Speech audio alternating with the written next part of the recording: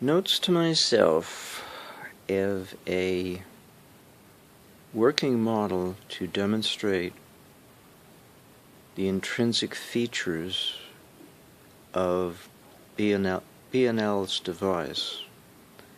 So there are three components: a weighted pendulum, a lever, and the pendulum's weight can be varied by the quantity of fluid that can enter the base of the swinging part of the pendulum versus exiting it, changing its weight, so it would be displaced with air, let's say, to vary the water content. The lever, the position of anything hanging on the arms of the lever could be moved from one direction to the other, either towards the fulcrum or away from the fulcrum on either side. And then the third component is an elastic medium composed of probably air that would be a piston held by a balloon, by a diaphragm, by an elastic diaphragm as a barrier. And there would be air pressure applied, so there would be weight, again of water, varying in quantity, changing the weight of pressure induced on the volume of air so that the air will change its elasticity based on how much pressure is being applied to it. And that would serve as a way to vary what would otherwise be fixed if it was just a rubber band. And then you'd have to swap out rubber bands of different elasticities in the middle of the operating of the machine, and that would not be cool, because then you'd have to stop the operation of the machine when all you really want to do is change the elasticity of one area of the machine to accommodate its rise or fall of potential, of its energy value. Because the whole point of BNL is that it changes its deliverance based on change in its demand.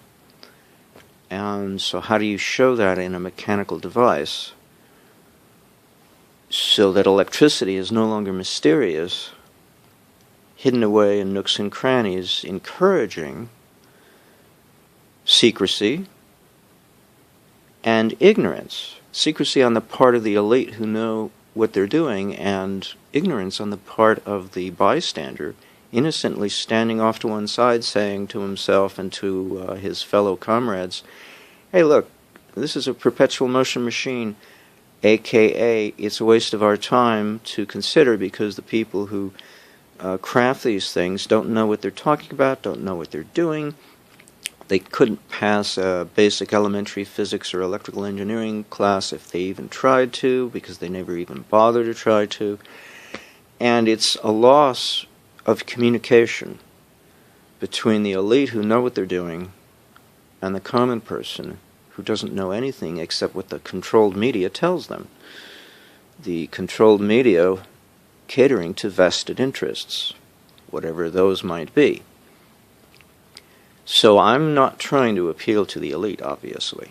I'm trying to appeal to the bystander who doesn't know beans about what's going on, and who should be informed in a way that a child could understand, just by looking at a mechanical example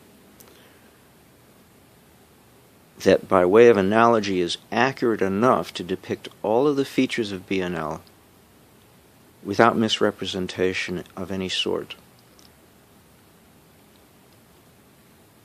and thus fulfill the criteria that I'm setting forth of open admission, open accountability, no secrecy, no privacy, full public disclosure. And if anybody finds fault with that policy of mine, then I would consider that a backward step in evolution, not forward step. but a backward step. Back to the field of ignorance, back to the field in which only a few know what's going on, and so they control the situation. It's like it's a power thing. It's a power trip. But when everybody knows the situation, whether or not they get directly involved, but they understand what's going on due to full disclosure, then truly a democracy is fulfilled. Because democracy is predicated on communication. You can't have democracy if the elite do not successfully communicate their knowledge to the public in a way that the public can understand, without having to know all of the technical details of electrical engineering, just the simple ideas of why an oscillation can build up power and thus perform work that is greater than the power you put into it to maintain it running.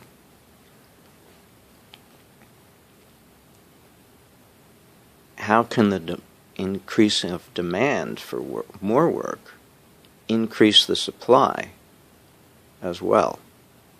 And that's another issue, the communication between those two factors within the machine. The dialogue within certain parameters of limits, obviously, beyond which the machine won't be able to perform. But some variability in which the machine is intelligent enough to change its supply based on a change in demand. That's another feature to this. And that's never brought out in people's castigation of something by way of calling it a perpetual motion. It's not perpetual if it varies its motion based on a variation of demand, if it varies its supply. So it's obviously the public is ignorant, and it's for the public's sake that I'm not, well, if I dazzle the public, that's the only ones I dazzle, and if the elite are not impressed, well, they're not supposed to be, because they already know the show. They know what's going on, so I'm not trying to address the elite. But in a public forum, there are bystanders who come and look, form an opinion, and walk away in disgust because they think it's a waste of time. It's the same problem that Stanley Meyer did. He was open in the beginning, and he altered his policy towards the end of his life in becoming more secretive. And so the public gets away with misrepresentation of Stanley Meyer on such places as Wikipedia because of his secrecy, because they don't have to go back into the past like Aaron Murakami has done and exhibit the honesty and the openness, the naivety, you might say, of Stanley Meyer in the beginning in his foreign patents in Canada, alluding to the role that nitrogen plays in empowering, in increasing the power output of his particular invention. But his secrecy managed to get an Ohio court to call him a fraud and force him to give back money to an investor who felt he was not being given a fair deal, all because of this secrecy. And in today's world, in which over-unity devices are so easy to be either highly classified or trivialized as perpetual motion frauds, secrecy just isn't going to work. Trying to make money off of an invention by keeping it secret is just not going to work on any large scale. We have to switch from being an inventor to becoming a scientist and give full disclosure and stop with the secrecy, stop with the privacy. That's the only difference between Clarence and myself at the moment. Either one of us could change, obviously, over time, but at the moment, that's the only contention. So, if that's what's going down, and if nobody wants to argue about anything else, then I'm not doing anything wrong, and I continue to do what I do. And any criticism I get simply gives me the support I need to go further in my quest to make something private public. And it's a contradiction of terms to say that something was stolen that was in the public arena. If that was not the intention of Clarence, I don't have to say I'm sorry. It's actually to the bystander's advantage, and it makes no difference to me if it looks like I'm trying to steal somebody's thunder, because that's a side effect. Let's say that's a caveat, side effect, to the process of educating the public. I couldn't care less. And if we dwell on it, it just gets in the way of what I'm trying to do. So let's not dwell on it, shall we?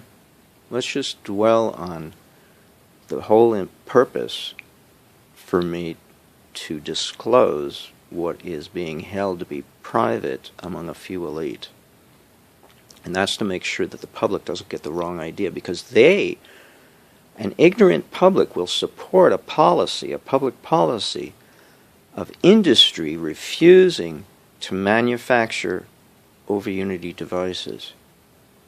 The whole credibility of the system, of the social structure, and the stratification of knowledge among the elite versus everybody else maintains that position that the corporations uphold, is to not share free energy with everyone, because it's not in their best interest to do so. And that is what I'm against. Anybody who does anything that maintains that position, regardless of their rationale, I don't approve of it. That's not the age of enlightenment upon which we are at the threshold of. Enlightenment can mean different things to different people, but at the very least, it certainly does not mean ignorance. And it certainly does not mean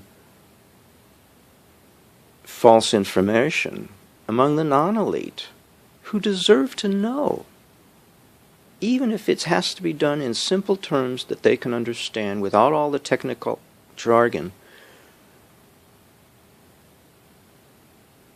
that is specific to an application such as electrical engineering. They don't have to know all those details, obviously. All they have to know is that it works, and that it's true, and it's not fraud. That's all it has to be conveyed to them.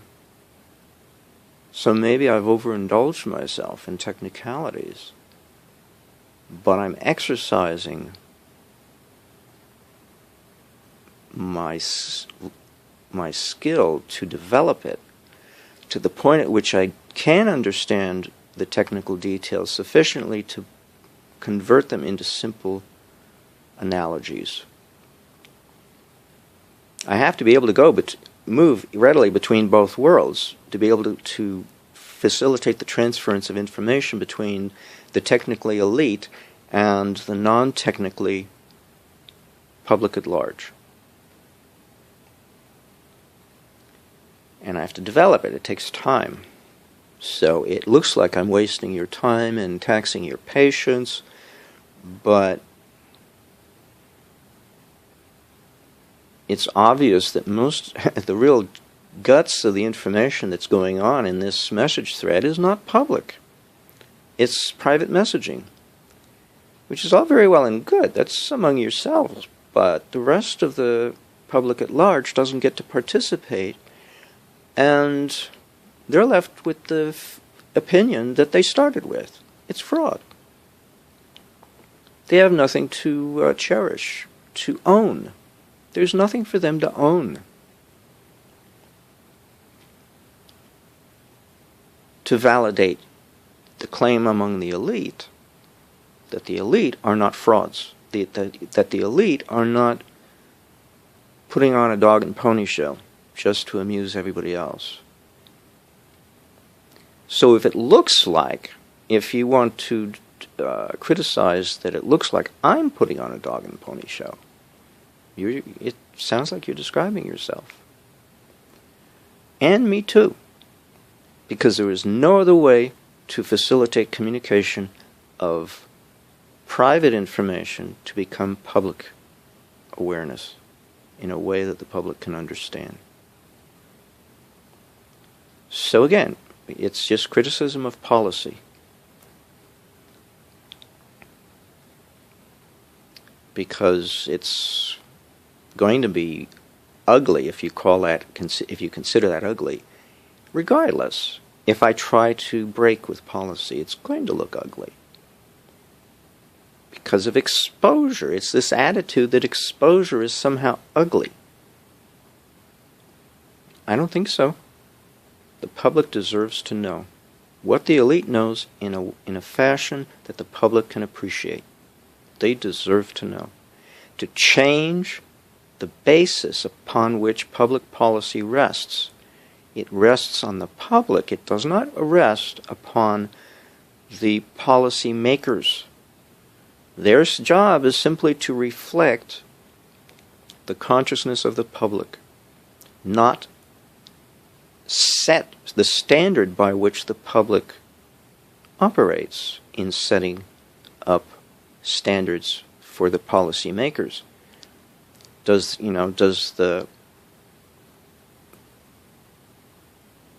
democracy rule the administrators, or do the administrators rule the democratic basis, the population, and still be called a democracy? Well, it's for their own good. I don't think so. That's not a democracy anymore, even if it is for their own good. So it's an abuse of the English language to call it a democracy at that point. So if I break with the elite's policy of privacy, it's because I don't want to abuse the English language and still consider myself a member of a democratic society, because that would be an abuse of the English language. That would be a misappropriation of the word democracy to mean something other than the way it's being used in today's society, or in this specific instance of today's society, as a specific example of the abuse of the English language, lying, fraud. We should know better, right? And behave better likewise. Or else change our language. Unless we're liars, unless we think it's okay to lie. Why? What purpose does it serve? You afraid people will harm themselves if they come to know that free energy exists and become believers in it?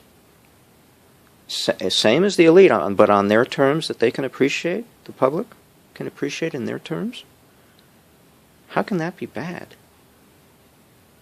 To include them in your group, at least to root for you, instead of to fuck you.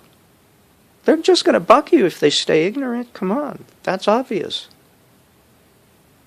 Why don't you want to include them in some fashion so that they are semi-elite and semi-ignorant, but no longer totally ignorant and no longer totally misinformed? A technocrat can afford to be technically savvy, but the public at large, they can't afford to be totally ignorant. There's no reason for them to be in today's world. That's not an age of enlightenment. That's swimming still in ignorance and refusing to share the bounty of belief, the bounty of mere belief alone, that over unity is possible, and it's not fraud to claim so.